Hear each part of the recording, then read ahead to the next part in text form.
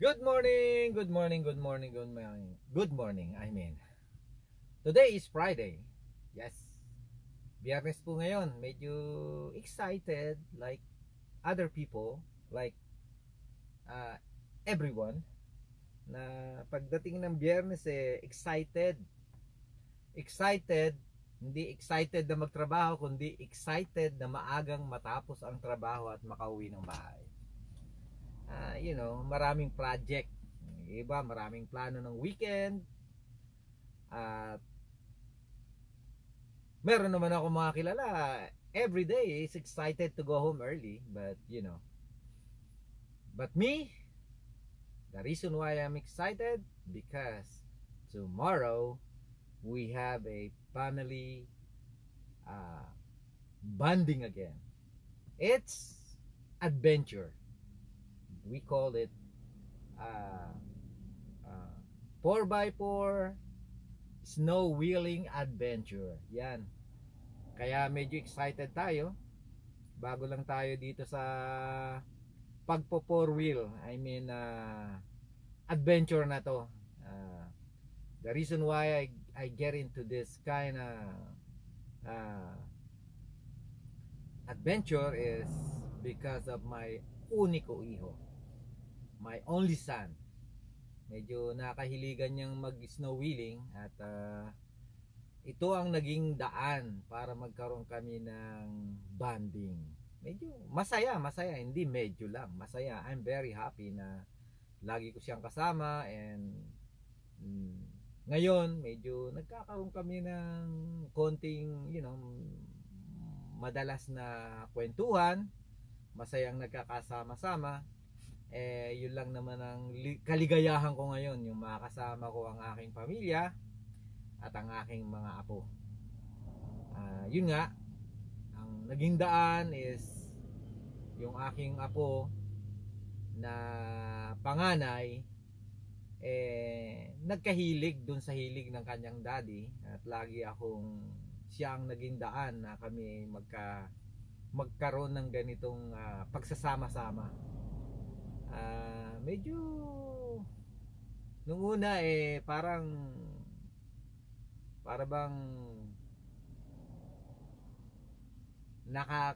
parang hindi ka ganun ka excited because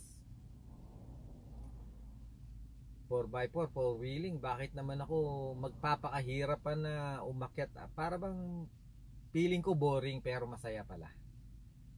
It's I don't know kung anong masasabi ko, but yun ang dahilan. Isang dahilan kaya excited ako ngayong Biyernes is meron kaming plano tomorrow. Ay, not only plano, talagang we are going to do a 4x4 snow wheeling tomorrow morning. I hope makalakad kami ng maaga and I hope naman maging successful yung aming adventure tomorrow. Kasi the last time, na gumawi kami doon sa El Dorado Trails, yun nata yun. But anyway, yun ang minessage sa akin ng anak ko, na doon kami sa El Dorado. I think it's from Highway 80 here in California. Magko-cross kami all the way to Highway 50, Lake Tahoe, close to Lake Tahoe, and I'm not really sure if that 50 when we go, paglabas namin ng trail or ng route na sinet up nung anak ko is Nevada na siya. So from California to Nevada. But no, normally lagi kami doon kami so far sa ilang beses naming pagta-try ng pag snow wheeling, doon kami bumabagsak either from Nevada, like the last time we were in Lake Tahoe. Snow wheeling kami going to I think Uncle Sam's cabin. Yun ang last time na nakarating naman kami sa cabin. And then nung pauwi, naghiwalay kami kasi sila bumalik ng Lake Tahoe. Kami namang nila misis ay nag all the way na pauwi ng bahay. Pero nag-cross kami ng, akala ko wala nang ganong snow, and then kami na lang isang sasakyan na lang kami nag-cross ng highway na yon. I think hindi ko matandaan kung anong highway yon, but anyway, lumabas kami ng Auburn, California. Medyo yung bang feeling na medyo kinakabahan ka na masaya, na nagagamit mo kahit paano yung konting skill mo, nalalaman mo sa diskarte mo, not sa snow kasi wala akong experience sa snow talaga. That's the first time na pumasok ako, nag snow wheeling ako eh.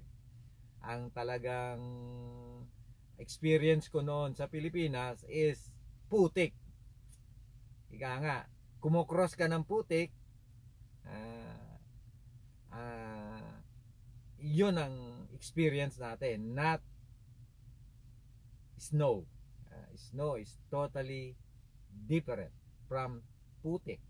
At least putik kahit papano, ika nga, pwedeng madudulas ka, pero kung maingat ka naman, maaari ring siguro halos parehas lang siya, pero ewan ko lang, hindi ko masabi. Pero nung sa Pilipinas kami, ganun nga, putikan, at hindi kami excited.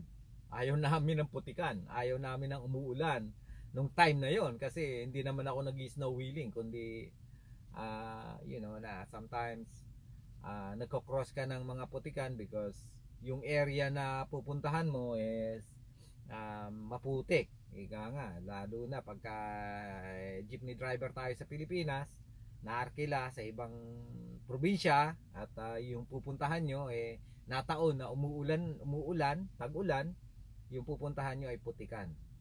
Yun. At hindi tayo excited. Not unlike this time na nagpo four wheeling kami, 4x4, medyo excited, at yun nga, bonding ng pamilya. At ngayon medyo marami-rami kami, at pamilya pa rin. And yun, sana magkaroon ako ng makapag-provide ako magandang video sa lakad namin bukas. So ganun na lang. Magandang umaga uli, at bati dyan sa lahat ng mga truckers ngayong Friday. Nandito ako sa MTC Marine Terminal, dati, pero ngayon ay Everport. Anyway, medyo okay ang rito, medyo swerte tayo rito. From yesterday, nandito tayo, pumasok ng Marine, nakalabas tayo agad. But last 3 days, ito, lagi tayong na-stuck dyan sa tray pack. At every morning na lang, medyo stressful ang pumasok dyan pagka bobtail ka, kasi walang rules dun sa labas. Medyo para ka nasa Pilipinas una-unahan, git-gitan hindi na tayo sanay ng ganun masyado, at ayaw natin na makawit yung ating truck. Anyway, hanggang dito na lang ang video natin ngayon, at bati dyan ng isang magandang umaga ng araw ng Biyernes sa inyong lahat. Bye bye.